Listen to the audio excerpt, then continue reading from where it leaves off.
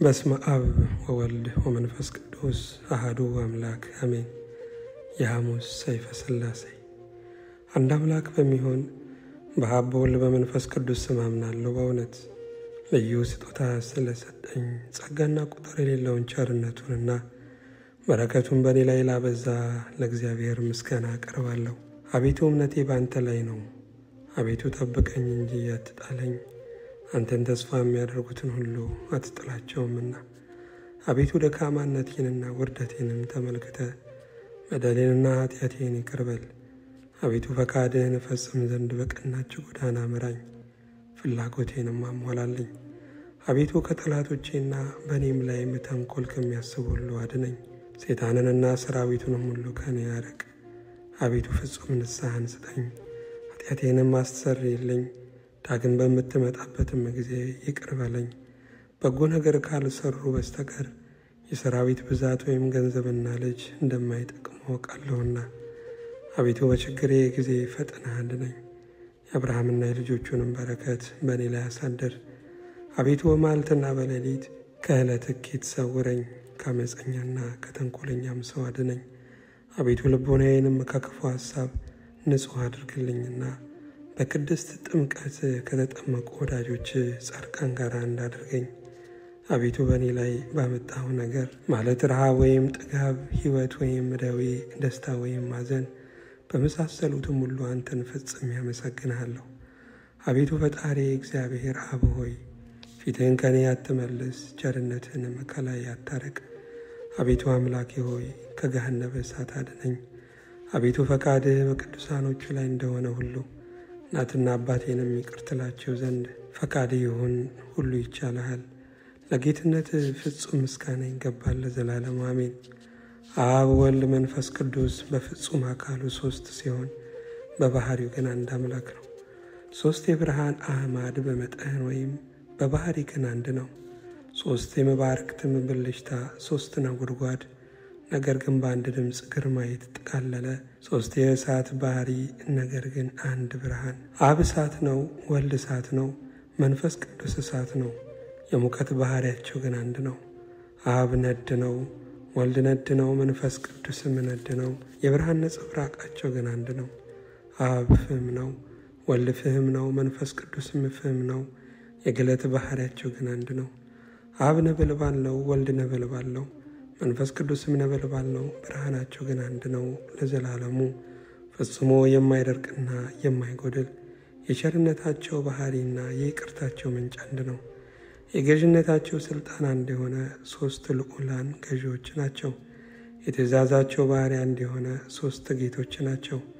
ሦስት ገጽ አንድ አመለካከት ወይም ባህሪ ናቸው። ሦስት አካል አንድ አምሳል ናቸው። ሦስት ነገሥታት አንድ አገዛዝ ናቸው። ለመንግሥታቸው የጊዜ ገደብ ወይም ፈረቃ የለውም። ሥልጣናቸውና የጌትነታቸው ክብር አንድ ነው እንጂ። እነሆ በዚህ አብ በሚከብርበት ገንዘብ ወልድ ይከብራል፣ መንፈስ ቅዱስም ይከብራል። ወልድም በሚከብርበት ገንዘብ አብ ይከብራል፣ መንፈስ ቅዱስም ይከብራል። እንዲሁም መንፈስ ቅዱስ በሚከብርበት ገንዘብ አብ ይከብራል፣ ወልድም ይከብራል። በቅዱስ መጽሐፍ ወልድን የሚያከብሩት ሁሉ እንደዚሁ አብን ያከብሩታል። ወልድን የማያከብረው ግን የላከው አብን አላከበረውም ተብሎ ተጽፏልና። ሃይማኖት ከእግዚአብሔር አብ ዘንድ ትታሰባለች፣ በወልድ ትዘጋጃለች፣ በመንፈስ ቅዱስም ትፈጸማለች። በቅድስት ሥላሴ እምነት መሠረት ትጸናለች። የቅድስት ሥላሴ እምነት የሃይማኖት መጨረሻ ናት። እሊህን የሥላሴን ሦስትነት የሚክድ የሥላሴ መዓት በላዩ ላይ ይወርድበታል።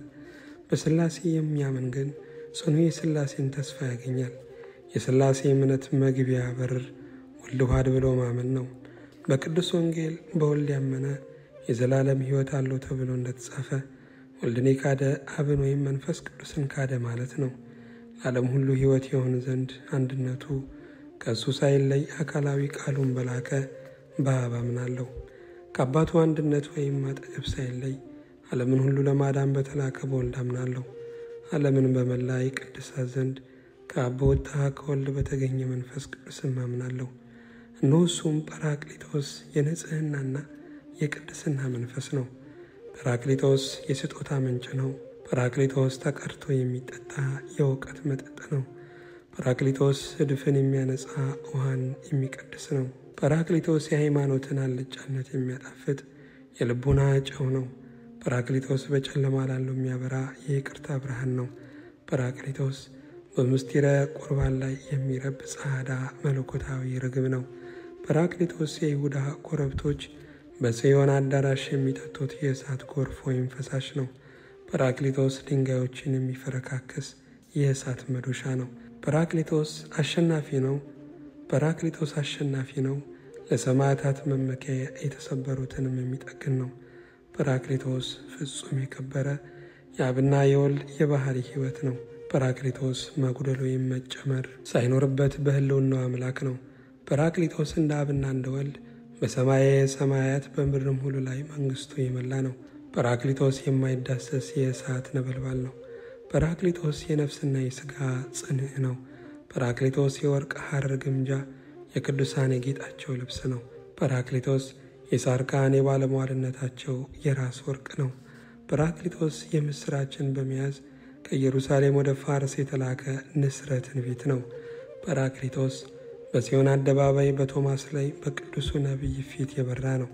ጰራቅሊጦስ አዲስ ወንጌልን ያስተምር ዘንድ ጳውሎስን የጠቀሰ የሕይወት መብረቅ ነው። ጰራቅሊጦስ ሐዋርያትን የወይን ጠጅ ሳይጠጡ ያሰከረ ነው።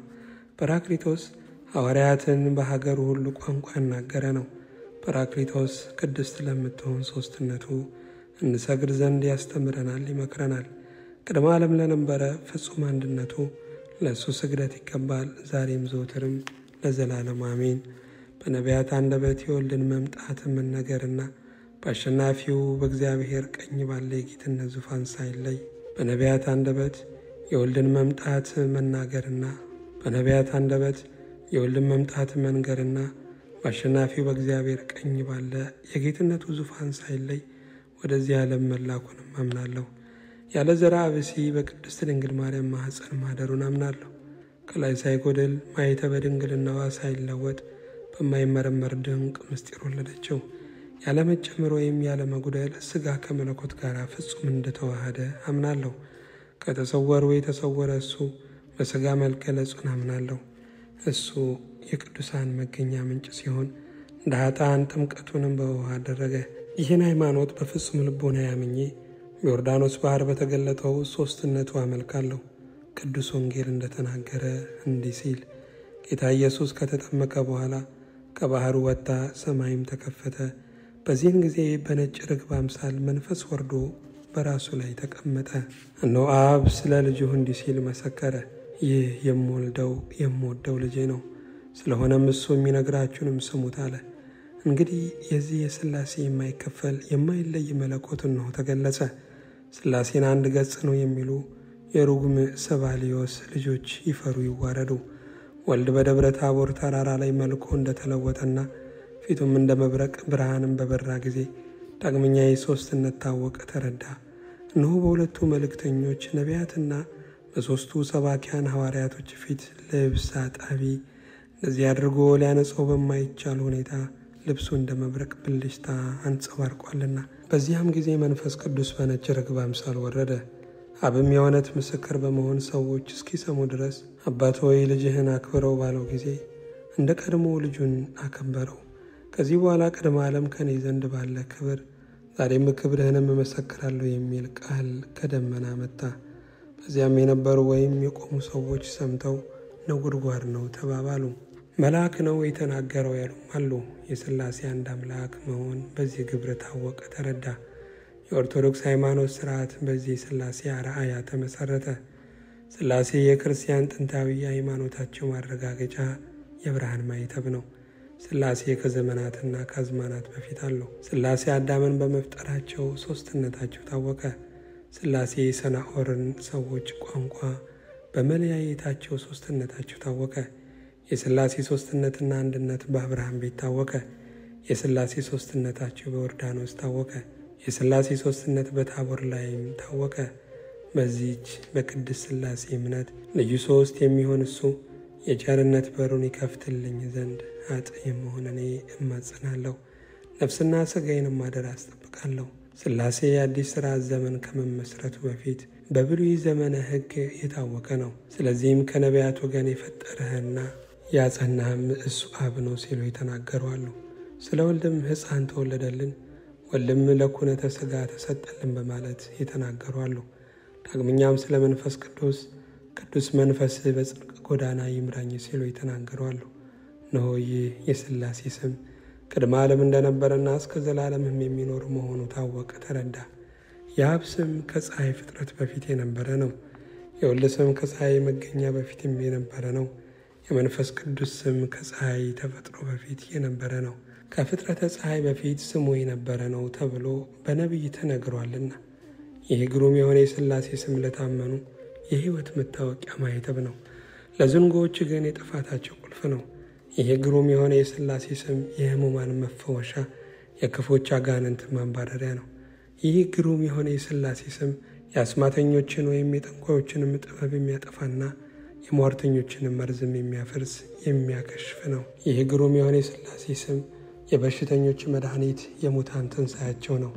ይህ ግሩም የሆነ የሥላሴ ስም አሸናፊ የሆኑ የሰማዕታት የገድላቸው ሞገስ፣ የብሩካን ጻድቃን የጸሎታቸውም የመልካም መዓዛ ሽታ ነው።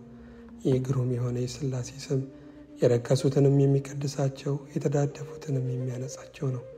ይህ ግሩም የሆነ የሥላሴ ስም እንደ መጎናጸፊያ አጎናጽፈዋለሁ፣ ከዕንቁ እንደተሠራ እንደ እራስ ወርቅ እቀዳጀዋለሁ። በዚህ ግሩም በሆነ በሥላሴ ስም እታመናለሁ፣ በመጎንበስም እሰግዳለሁ። ለዚህ ግሩም አሸናፊና አስደንጋጭ ለሆነ የሥላሴ ስም በፊቱ ተንበርክኬ በደስታ እሰግዳለሁ። ቅዱሳን ካሉበት ያገባኝ ዘንድ በዚህ ግሩም በሚሆን የሥላሴ ስም እማጸናለሁ፣ ነፍስና ሥጋዬን እማጸናለሁ። ይህችም ለዘላለም የጽዮን ብርሃን የሚያበራባት ሰማያዊት አዳራሽ ነች። ይቅርታው ሀብተ ረድኤቱ ከሁላችን ጋር ይሁን ለዘላለሙ አሜን። ይቅርታቸውና ሀብተ ረድኤታቸው ከሁላችን ጋር ይሁን ለዘላለሙ አሜን።